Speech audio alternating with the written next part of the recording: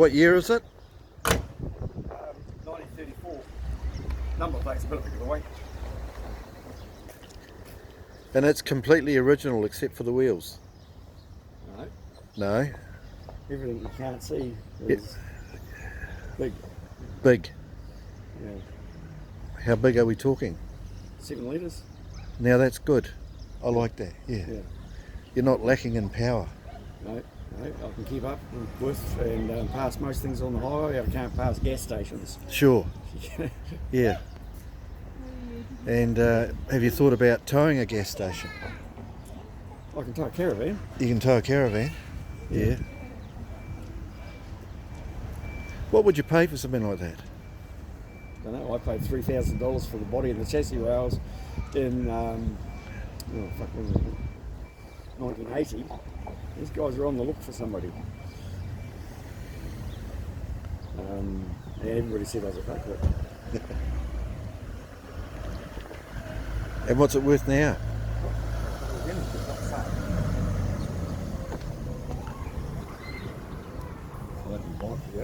Thanks very much. So we have this website called googlemo.com. Google who? googlemo.com.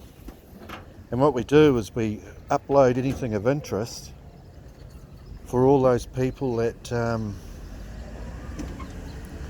is that an old Galaxy motor or something like that? 1965 big block Chevy. Oh, it's a Chevy. Distributors at the back. What is it with these people? They put these Ford engines, Chev motors in Ford cars. I don't know anything about Fords. I only like this car. Right. But I built that engine, like the transmission. Yeah. It's got a Ford diff in it. Yeah. That's got to be saying something. Okay. Yeah. 4-wheel ventilated disc brakes, so it stops real good. Yeah. And it rides well. Independent front end. Independent front end. Holden, of course. Holden, of course. Yeah. And semi-elliptic springs as opposed to transverse, because the original cars used to have a spring that went this way. Yeah. Across, and of course you get a lot of body roll. Sure. Yeah. And with the body roll became chassis flex. Yeah. Like that. Yeah. And the doors would pop open. Hell. And that's why they call them suicide doors, because it wasn't because the people died because the doors popped open, it was because they tried to close the door. Okay. And they got sucked out. Right. And that's where the name came from, suicide doors, because people were dying because of those doors facing. Sure. Okay. So what have you done to resurrect that? Don't open the doors when you go along the road. Well, the chassis. Unless you run out of brakes. There's absolutely no flex in the chassis at all. Can't. That's good. Yeah, it's all strengthened, boxed up, and certified and everything. So that's probably what, a 350 horse motor, 400 horse motor? Yeah. Yeah. Out of that 65, what's that? Yeah. That'd be a that'll be about 260 kilowatts. I don't know how that works, but it's be over 350. Yeah. Because it's all brand new now. So. And you're a local to Feilding? Yeah, it's the only car I got. Right, why not? Yeah, well I have to. Yeah. Well, I have got two. The other one's a GT40, but I can't register that. Did you know that Chris Amon won the Le Mans in a GT40? Of course I know that. Okay. I know everything there is to know about those cars. Well, a lot of people don't. But, and here's the interesting one. Yeah. They aren't a Ford anyway. What are they? Lola from England. Oh, are they? Designed by Eric Broadley. Right. Well, there you go. As is the AC Cobra. The Cobra. Yeah. They call it a Ford Cobra or a Shelby Cobra, and all that sort of carry on. But it's AC. It's an English sports car. Yeah. The Americans have never made a sports car. The closest they got was the Corvette. Right.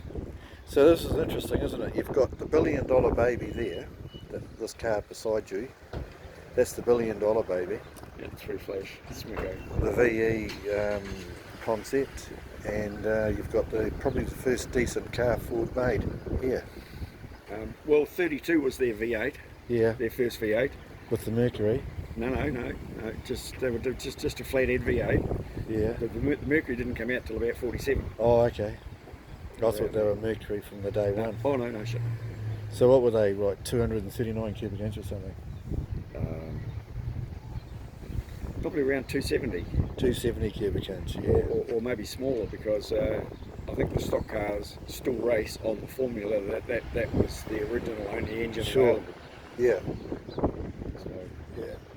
So I was in Taupo walking the dog, and a guy, there's a BMW for sale on the footpath, and it's summertime, and these big wigs sitting in their house on the balcony, yelling, "Buy it! It's Sunday. We'll give you a discount," and all this, you know, and on the piss. And I said, "No, I've just sold one. I was just comparing it to the one I'd sold." And but that was a 5 Series that they were selling, and mine was a 3. So anyway, they said, "Take it for a drive." I said, "No, no, no," and they absolutely insisted I take it for a drive. They were on the piss, so I said, "All right." So I said, "Only if one of you's come with me. yeah, well, that's fair enough. I'm not taking it on my own just in case there's something wrong with it, you know," and they're setting you up. So anyway, I went around the block on it, and I came back, and the guy said to me, "Your turn-in is huge." He says, "There's not many people that have got the turn-in that you've got."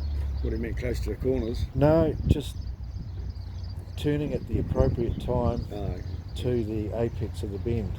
Some people have it naturally, some people don't. They've got to learn it. They never learn it. they follow lines. Yeah, exactly. Yeah, I don't follow lines. But you can feel it, you know, and it's those particles of morph, so to speak, you know, the neutrinos feeding you. And the cars talk to you, you know, when you drive them. And Chris Amon, I used to work for him. And I said to him, I said to this guy, "Well, I worked for Chris Amon," and he said to me, his wife actually said to me, "I've never seen Chris bristle so much around a man as much as you, except for one other, and that was Mario Andretti." And I said, "Jesus, I nearly collapsed." That sounds good. And anyway, to cut to the quick, the guy that I'm test driving his car says to me, "Who was Chris Amon anyway?" And anyway, I looked hard at this guy. I never recognised him to start with, but I won't mention his name because I'm not into claptrap. But he was a supercar driver from Australia on holiday. This is what he says. He says, "Who was Chris Amon anyway? He was a nothing. He didn't even win a, Le Mans, not Le Mans, a Formula One championship." And I said to him, "I tell you who Chris Amon was." I said, "He was the fella that drove the Ford GT in 1966 to victory, and they were halfway through the race and they were falling behind, way behind.